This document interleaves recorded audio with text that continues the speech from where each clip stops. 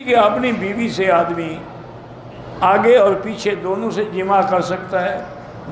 پیچھے سے جماع کرنے پر اللہ کے نبی نے لعنت بھیجی ہے کہ من اتی فی دبر امرأتہ فعلیہ لعنت اللہ، جو آدمی عورت کو غلط استعمال کرتا ہے اس پر اللہ کی لعنت ہوتی ہے۔ اب تمہاری مرضی ہے کہ اپنی بیوی کے باوجود لعنتی بنتے رہو، تو اس کا ہم کیا کر سکتے ہیں؟ کہتے جی کہ عورت سے جماع کے وقت لائٹ بند کرنا ضروری ہے، کوئی ضروری نہیں ہے، آپ کی بیوی آپ دیکھ سکتے ہیں، اس میں کیا ہے، اندھیرے کر دیں۔ یعنی اس کا معنی یہ ہوا کہ دن میں کبھی میاں بیوی نہ ملیں، پہلے اندھیرے کا انتظام کریں۔ پتہ نہیں کہاں سے لوگوں نے مسئلے کھڑے ہوئے ہیں۔ کہتے ہیں جی کہ عورت کو تیار کرنے کے لیے پہلے اس سے طلاق یا کوئی جنسی باتیں بالکل کرنی جائز ہیں، کیونکہ قرآن بھی یہی کہتا ہے۔ اللہ نے قرآن میں فرمایا ہے کہ يَسْأَلُونَكَ عَنِ الْمَحِيضِ قُلْ هُوَ أَذًى فَاعْتَزِلُوا النِّسَاءَ فِي الْمَحِيضِ وَلَا تَقْرَبُوهُنَّ حَتَّى يَطْهُرْنَ فَإِذَا جب وہ پاک ہوئے فَأْتُوهُنَّ مِنْ حَيْثُ أَمَرَكُمُ اللَّهُ إِنَّ اللَّهَ يُحِبُّ التَّوَّابِينَ وَيُحِبُّ الْمُتَّطَهِّرِينَ فَأْتُوا حَرْثَكُمْ۔ قرآن کہتے ہیں حرث، اپنی کھیتی کی جگہ، تو کھیتی میں تو ہل بھی چلانا پڑتا ہے، پانی بھی لگانا پڑتا ہے، اس کی چھانٹ چھڑکاو بھی کرنی پڑتی ہے، بوٹیاں بھی مارنی پڑتی ہیں، تب ہی کھیتی ہوگی نا، تو اس لیے یہ سب جائز ہے۔ بلکہ علماء نے یہ بھی لکھا ہے کہ اگر میاں بیوی آپس میں پیار کر رہے ہیں، طلاق کر رہے ہیں، بوس و کنار، تو یہ نفل پڑھنے سے بھی زیادہ ثواب، کیونکہ اس سے وہ زنا سے بچے گا نا۔ اور اگر محبت نہیں ہوگی تو وہ منہ کالا کرے گا، جہنم میں جائے گا۔ اگر عورت اپنے مرد کے اس شرمگاہ پہ بوسہ دے، بہرحال یہ شریعت کے خلاف ہے۔ میاں بیوی بغیر کپڑوں کے سو سکتے ہیں، کیوں نہیں سو سکتے؟ ہاں میاں بیوی ہیں، بالکل سو سکتے ہیں۔ مسئلے پوچھو نا جی شریعت کے یا تقوی کے، پرہیزگاری کے، وہ چھوڑو، وہ تو انبیاء نے تو کبھی دیکھا نہیں۔ بی بی فرماتی کہ میں نے حضور کا بدن ہی نہیں دیکھا، تو وہ بغیر کپڑوں کے کیسے سوتے ہوں گے؟ وہ بلند مقام ہے۔ جہاں تک فتویٰ ہے وہ یہی ہے کہ تم میاں بیوی سو سکتے ہو بغیر کپڑوں کے۔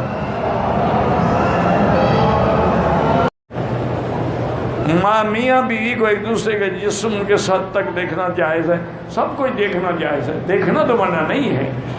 ہن لباس لکم وانتم لباس لہن۔ کہتے ہیں کہ اگر میاں بیوی ملیں اور نطفہ جو ہے وہ باہر ضائع کر دیں تاکہ حمل نہ ٹھہرے، اگر اس پہ عورت بھی راضی ہو اور کوئی مجبوری بھی ہو تو جائز ہے، ورنہ جائز نہیں ہے۔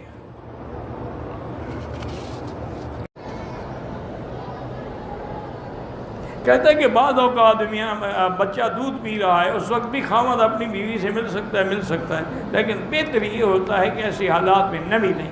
چاہے بچہ دودھ پینے والا ہو، اس کے دماغ میں ہر چیز آتی ہے جو کچھ تم کر رہے ہو، وہ ایک کمپیوٹر ہے، اس میں فیڈ ہو رہی ہے ہر چیز۔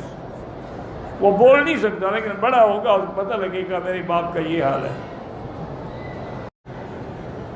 اگر دو بیویاں ہیں میری، ایک ہی کمرے میں، ایک دوسرے کے سامنے میاں بیوی ہم بستر نہیں کر سکتے ہیں، دوسرے کو ایذا پہنچانے کی اللہ نے اجازت نہیں دی۔ ایک ہی وقت میں 2 یا 3 بیویوں سے جماع کر سکتے ہیں جی، کر سکتے ہیں، کیوں نہیں کر سکتے؟ اگر اللہ نے تمہیں طاقت دی ہے کر سکتے ہیں۔ اور یہ تو حدیث میں بھی ہے، میرے آقا جب حج پہ تشریف لا رہے تھے تو ساری بیویاں ساتھ تھیں، اور آخر میں آپ کی 9 بیویاں تھیں، 11 سے نکاح ہوا لیکن آخر میں 9 تھیں، وہ 9 کے 9 بیویاں ساتھ تھیں۔ حضور مدینے سے ذل حلیفہ آ گئے، وہاں قیام فرمایا، رات گزاری، تو اسی رات میں حضور نے اپنی ہر بیوی کے ساتھ جا کے مجامعت کی تاکہ سنت بھی پوری ہو جائے اور احرام سے پہلے سب کے خواہشات نفسانی بھی مٹ جائیں۔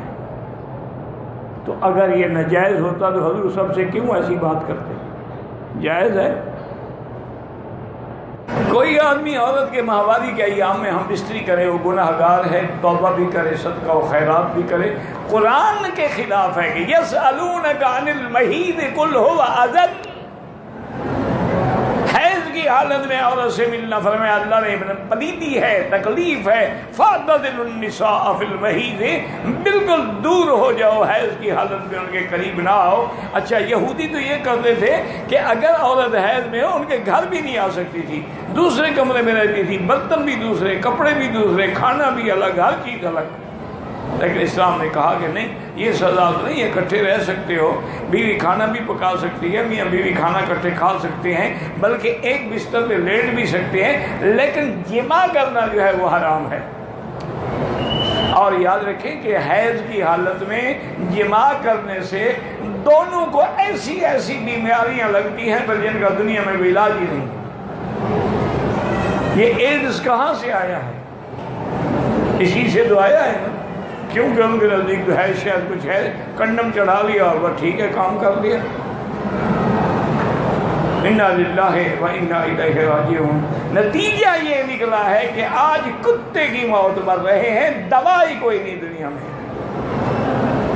قرآن کی مخالفت کرو گے تو مر جاؤ، اگر غلطی ہو گئی کہ توبہ کرو، اور بلکہ 1 دینار کے قریب صدقہ بھی کرو۔ صحیح حدیث میں ہے، ایک آدمی نے، مکے کا آدمی تھا، اس نے انصاری لڑکی سے شادی کی، یعنی لڑکی مدینہ منورہ کے انصار کی تھی، شادی کرنے والا مکے کا مہاجر تھا۔ میاں بیوی جب رات کو اکٹھے ہوئے، اب وہ بیوی کو کہا ایسے لیٹ جاؤ، کھڑی ہو جاؤ، ایسے بیٹھ جاؤ، ایسا۔ اس نے کہا کیا کہتے ہو تم؟ ہم تو صرف سیدھا سو کے جماع کراتی ہیں۔ انہوں نے کہا یہ کیا مطلب ہے جب شریعت میں؟ انہوں نے کہا نہیں، بالکل حضور سے پوچھیں گے، پھر اس کے بعد جیسے تمہاری مرضی آئے کرنا۔ انہوں نے کہا ٹھیک ہے۔ صبح کو حضور کی خدمت میں آئے، انہوں نے پوچھا، انہوں نے فرمایا کہ ہاں بس عورت کا پچھلا حصہ استعمال نہ کرو، باقی تمہاری مرضی ہے، کھڑے ہو کے، بیٹھ کے، لیٹ کے، جو چاہو کرو۔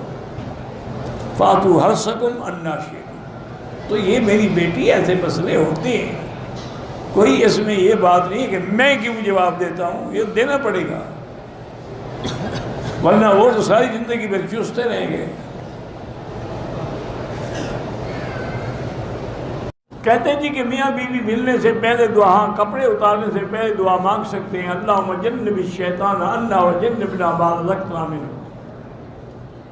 یا اعوذ باللہ پڑھ لیا۔